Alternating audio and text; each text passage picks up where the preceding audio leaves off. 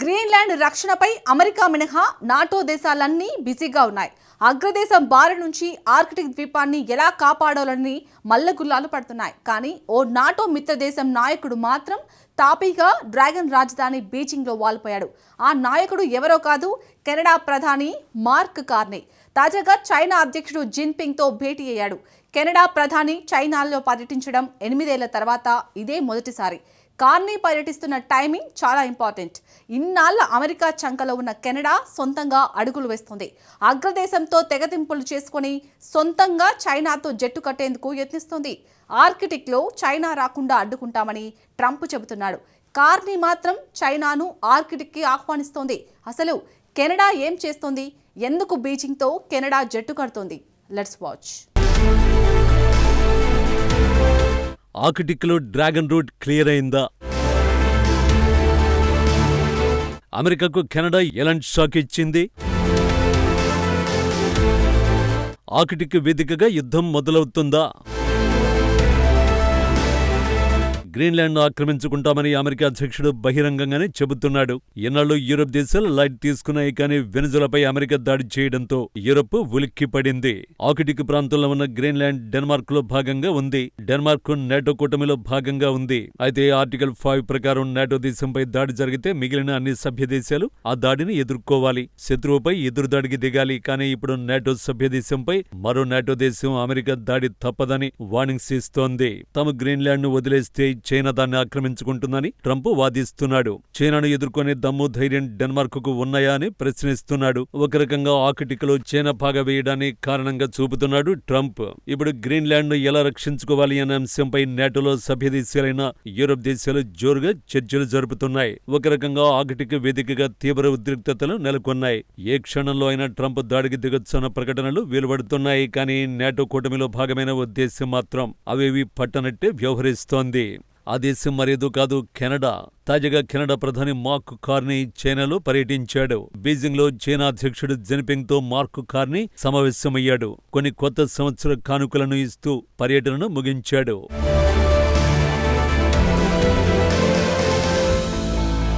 China electric వాహనాలపై Canada సుంకాలను తగ్గించేందుకు Carney అంగీకరించాడు. అదే సమయంలో కెనడా వ్యవసాయ దిగుమతులపై, మరీ ముఖ్యంగా కనోలా గింజలపై భారీగా సుంకాలను తగ్గించేందుకు చైనా అంగీకరించింది. కెనడా ఎగుమతి చేసే ప్రధాన వస్తువుల్లో కనోలా గింజలు ఒకటి. ఇప్పటి వరకు కనోలా గింజలకు చైనా మార్కెట్ తలుపులు మూసేసింది. కమ్యూనిస్టు కంట్రీలో కార్నీ పర్యటించిన తర్వాత పరిస్థితిలో మార్పు వచ్చింది. కెనడాకు చెందిన కనోలా గింజలపై దిగుమతి సుంకాలను చైనా 85% విధించింది. అయితే ఈ సుంకాన్ని 15% తగ్గించేందుకు జిన్పింగ్ అంగీకరించాడు. ఇది అతి పెద్ద మార్పుగా చెప్పొచ్చు. కెనడా రైతులకు దక్కిన భారీ విజయం ఇది. అందుకు బదులుగా కెనడా మార్కెట్లోకి 49,000 చైనా ఎలక్ట్రిక్ వాహనాల ప్రవేశానికి ప్రధాని కార్నీ అంగీకరించాడు. గతంలో చైనా ఎలక్ట్రిక్ వాహనాలపై 100% సుంకాలను కెనడా విధించింది. ఇప్పుడు ఆ సుంకాలను ఏకంగా 6.1% తగ్గించేందుకు అంగీకరించింది. ఈ నిర్ణయంతో గతంలో వాణిజ్యపరమైన ఘర్షణలకు ముందు ఎలాంటి పరిస్థితులు ఉండేవో అవే పునరావృతం కాబోతున్నాయి. ఈ కొత్త ఒప్పందాలు మార్చి నాటికి అమల్లోకి వస్తాయని, ఇది కేవలం ఆరంభం మాత్రమేనని కార్నీ చెబుతున్నాడు. వ్యవసాయం, ఇంధనం, ఆర్థిక రంగాలపైనే ప్రధానంగా తాను దృష్టి కేంద్రీకరించినట్టు కెనడా ప్రధాని కార్నీ చెబుతున్నాడు.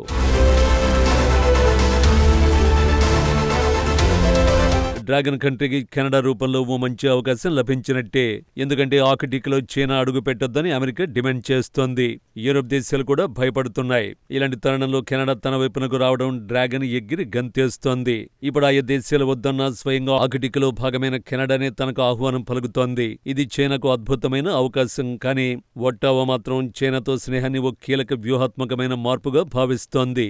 తమ కొత్త వ్యూహాత్మక భాగస్వామ్యంతో ముందుకు వెళుతున్నామని కార్నీ స్పష్టంగా చెబుతున్నాడు. అంటే చైనాతో కలిసి నడుస్తామని వివరిస్తున్నాడు. ప్రపంచ పరిస్థితులకు తగ్గట్టుగా తాము కొత్త బంధాన్ని చైనాతో పెట్టుకున్నట్టు కెనడా ప్రధాని చెప్పుకొచ్చాడు. ప్రధానంగా తన పొరుగున ఉన్న అమెరికాను కార్నీ టార్గెట్ చేస్తున్నాడు. కార్నీకి తెలిసిందల్లా ఒకటే, శత్రువుకు శత్రువు తమకు మిత్రుడు. కమ్యూనిస్టు కంట్రీపై అగ్రదేశం అమెరికా కత్తులు నూరుతోంది. ఇరు దేశాల మధ్య వాణిజ్య యుద్ధం నడుస్తోంది. అదే సమయంలో కెనడాతోనూ ట్రంప్ కయ్యానికి దిగాడు. సుంకాలతో రెచ్చిపోయాడు. ఈ నేపథ్యంలో అమెరికాకు కెనడా గట్టి షాకే ఇచ్చింది. చైనా కొత్త వాణిజ్య ఒప్పందాలతో అమెరికాతో కెనడా తెగదెంపులు చేసుకోవడానికి కారణం కూడా ట్రంపే. కెనడా విషయంలో ట్రంప్ అనుసరిస్తున్న విధానాలు, సుంకాలు రెండు దేశాల మధ్య ఉద్రిక్తతల్ని పెంచాయి. గతంలో కెనడాను 51వ స్టేటుగా మార్చుకుంటామని గతంలో ట్రంప్ వార్నింగ్లు ఇచ్చాడు. ఇప్పుడు సామ్రాజ్యవాద కాంక్షతో అమెరికా అధ్యక్షుడు రగిలిపోతున్నాడు. నిన్న మొన్నటి వరకు ట్రంప్ వ్యాఖ్యలను కెనడా కూడా లైట్ తీసుకుంది. కానీ వెనిజులాపై అమెరికా చేసిన దాడి ఒట్టావాలో ప్రకంపనలు సృష్టించింది. ఈ దెబ్బకు వెంటనే కెనడా అప్రమత్తమైంది. నెక్స్ట్ ట్రంప్ టార్గెట్ తమ దేశంపైనే ఉంటుందని కెనడా ఆందోళనకు గురైంది. అందుకే ట్రంప్ దాడి చేయకముందే చైనాతో సంబంధాలను పునరుద్ధరించుకోవాలని ప్లాన్ వేసింది.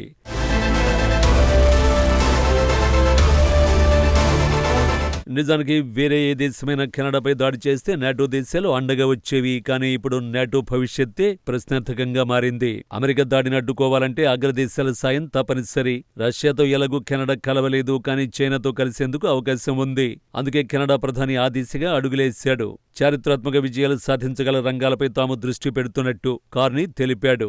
వాషింగ్టన్తో కెనడా సంబంధాలు దెబ్బతిన్నాయని కార్నీ ఎప్పటినుంచో చెబుతున్నారు. ఇప్పుడు ఆయన చర్యలు అందుకు తగ్గట్టుగానే తీసుకుంటున్నారు. చైనా నాయకత్వాన్ని ప్రశంసిస్తున్నాడు. ఊహించినట్టుగానే జిన్పింగ్ కూడా ఈ మార్పుతో సంబరపడుతున్నాడు. తాజా పరిణామాల నేపథ్యంలో చైనాలో కెనడా పర్యాటకులకు వీసాల అవసరం లేదని బీజింగ్ ప్రకటించింది. నిజానికి జిన్పింగ్ కు ఇదొక గొప్ప అవకాశం. అమెరికాకు సన్నిహిత మిత్రదేశం, నాటో సభ్యదేశమైన కెనడాను తన వైపు తిప్పుకోవడంలో చైనా విజయం సాధించింది. కెనడా ఇచ్చిన రాయితీలు తక్కువగానే ఉన్నా ఆర్కిటిక్ ప్రాంతంలో పాగా వేయడానికి మాత్రం ఇది బాగా ఉపయోగపడుతుంది. అమెరికా ఆధిపత్యాన్ని డ్రాగన్తో కలిసి కెనడా కూడా సవాల్ చేసేందుకు సిద్ధమైంది.